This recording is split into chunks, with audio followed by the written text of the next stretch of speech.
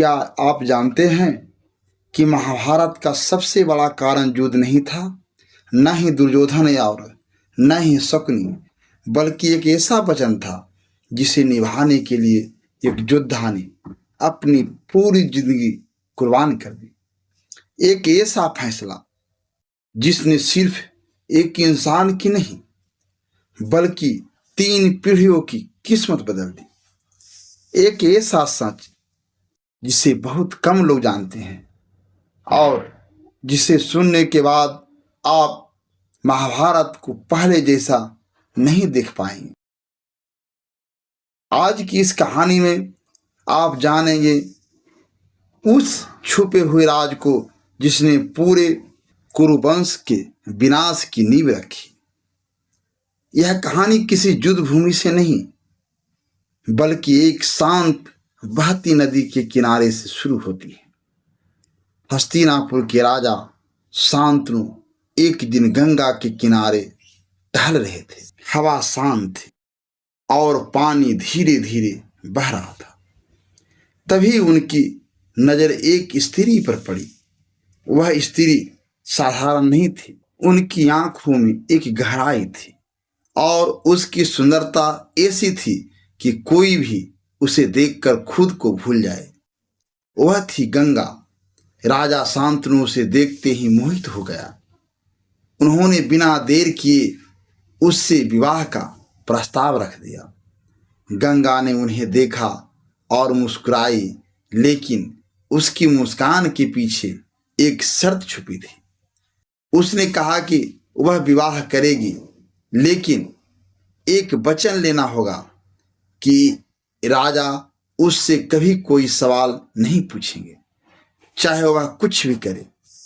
प्रेम में डूबे शांतनु ने यह शर्त मान ली और यहीं से शुरू हुआ वह सिलसिला जो आगे चलकर विनाश का कारण बना। कुछ समय बाद गंगा ने एक पुत्र को जन्म दिया। महल में खुशियों की लहर दौड़ गई, लेकिन यह खुशी ज्यादा देर तक नहीं टिक पाई। गंगा उस नवजात शिशु को लेकर नदी की ओर गई और बिना कुछ कहे उसे पानी में बहा दिया। यह दृश्य देखकर शांतनु का दिल टूट गया, लेकिन अपने वचन के कारण वह कुछ नहीं बोली। उन्होंने अपने दर्द को भीतर ही दबा लिया। फिर दूसरा पुत्र हुआ और वही हुआ। तीसरा, चौथा, 5वां, 6ठा और 7वां। हर बार एक नया जीवन जन्म लेता और हर बार गंगा उसे नदी में बहा देती। पूरा राज इस रहस्य और भय से कांप उठा। लोग सवाल करने लगे, लेकिन राजा का मौन सब पर भारी था। उनका मौन अब एक अभिश्राप बन चुका था। आखिरकार जब 8वां पुत्र जन्मा तो शांतनु खुद को रोक नहीं पाए। उन्होंने गंगा को रोकते हुए पूछा कि वह ऐसा क्यों कर रही है। उसी क्षण उनका वचन टूट गया। गंगा ने शांत स्वर में कहा कि राजा ने अपनी वचन तोड़ दिया है, इसलिए अब वह उन्हें छोड़कर जा रही है।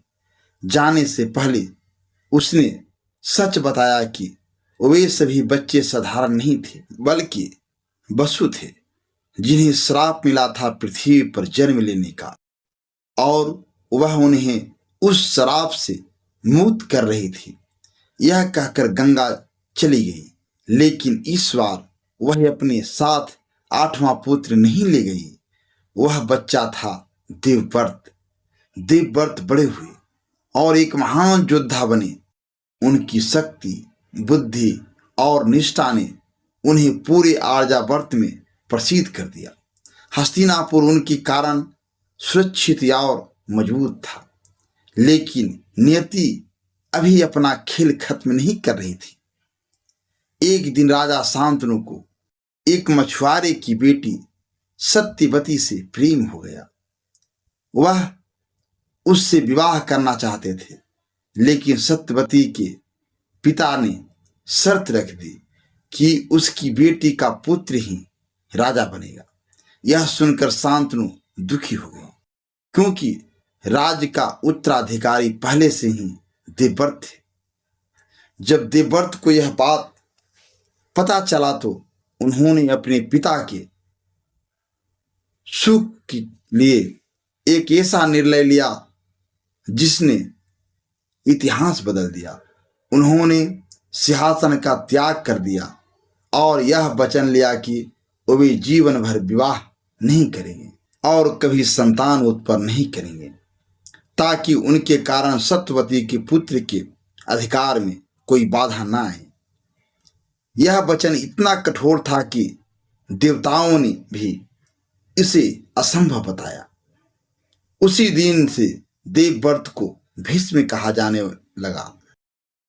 उस समय यह वचन त्याग और बलिदान का प्रतीक था, लेकिन भविष्य में यही वचन सबसे बड़ा कारण बना विनाश का।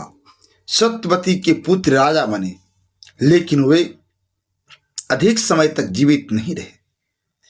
अब राज्य फिर से बिना उत्तराधिकारी के खड़ा था। तब सत्यवती ने अपने पहले पुत्र देवव्यास को बुलाया और उनसे वंश को आगे बढ़ाने के लिए कहा। इससे धृतराज और पांडु का जन्म हुआ, लेकिन नियति ने यहां भी अपना खेल खेला। धृतराज अंधे पैदा हुए और पांडु को एक भयानक श्राप मिला कि यदि वे किसी स्त्री को स्पर्श करे तो उनकी मृत्यु हो जाएगी। अब स्थिति और भी कठिन हो गई थी। एक राजा अंधा था और दूसरा श्रापित। यहीं से कुरुवंश के पतन की शुरुआत हो चुकी थी। समय बीतता गया और कौरव तथा पांडव बड़े हुए, लेकिन उनके बीच प्रेम के स्थान पर ईर्ष्या और द्वेष बढ़ता गया। दुर्योधन को पांडवों से खतरा महसूस होने लगा और उसने उन्हें खत्म करने की कई योजनाएं बनाई। एक दिन उसने भीम को जहर देकर नदी में फेंक दिया, लेकिन भीम जब गया और पहले से ज्यादा शक्तिशाली बनकर लौटा। उसके बाद लाक्षागृह की साजिश रची गई, जिसमें पांडवों को जिंदा जलाने की कोशिश की गई, लेकिन वे वहां से भी बच निकले। हर बार मौत उनके करीब आई, लेकिन उन्हें छू नहीं सकी और इससे दुर्योधन की नफरत और बढ़ती गई। इसके बाद द्रौपदी का स्वयंवर हुआ, जिसमें अर्जुन ने अपनी अद्भुत क्षमता से विजय प्राप्त की। जब पांडव द्रौपदी को लेकर घर लौटे तो उन्होंने अपनी मां कुंती से कहा कि वे एक अनमोल वस्तु लाए हैं। कुंती ने बिना देखे कह दिया कि जो लाए हो उसे आपस में बांट लो, और यही वचन द्रौपदी को पांचों भाइयों की पत्नी बना गया। यह एक साधारण सा वाक्य था, लेकिन उसके परिणाम बहुत गहरे थे। इसके बाद जुए का खेल हुआ, जिसमें शकुनि ने अपनी चतुराई से युधिष्ठिर को हराया। युधिष्ठिर ने एक एक करके सब कुछ दांव पर लगा दिया और हारते हुए अंत में उन्होंने द्रौपदी को भी दांव पर लगा दिया। सभा में द्रौपदी का जो अपमान हुआ वह सिर्फ एक घटना नहीं थी, बल्कि एक ऐसी चिंगारी थी जिसने महाभारत के युद्ध को जन्म दिया। कुरुक्षेत्र की भूमि पर 18 दिनों तक युद्ध चला। यह युद्ध केवल दो पक्षों के बीच नहीं था, बल्कि धर्म और अधर्म के बीच था। हर दिन एक महाभारत योद्धा गिरता गया। भीष्म, द्रोण, कर्ण और अभिमन्यु जैसे वीर इस युद्ध में मारे गए। जब अर्जुन का मन डगमगाया तो कृष्ण ने उन्हें धर्म का मार्ग दिखाया और गीता का ज्ञान दिया। अंत में युद्ध समाप्त हुआ और कौरव वंश का अंत हो गया। चारों ओर शांति थी, लेकिन यह शांति एक भयानक विनाश के बाद आई थी। अब सबसे बड़ा सवाल यह था कि इस विनाश का असली कारण क्या था? क्या यह केवल सत्ता की लड़ाई थी या इसके पीछे कुछ और था? सच यह है कि इस पूरे युद्ध की जड़ एक वचन था, भीष्म का वह वचन जिसने पूरे वंश की दिशा बदल दी।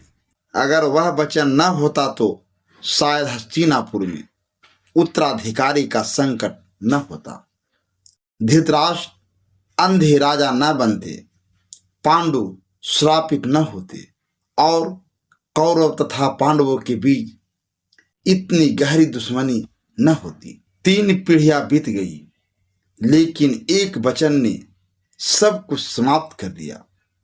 यही महाभारत का सबसे बड़ा राज है कि कभी कभी हमारा एक निर्णय, हमारा एक वचन केवल हमारे जीवन को ही नहीं बल्कि आने वाले पीढ़ियों के भविष्य को भी बदल देता है।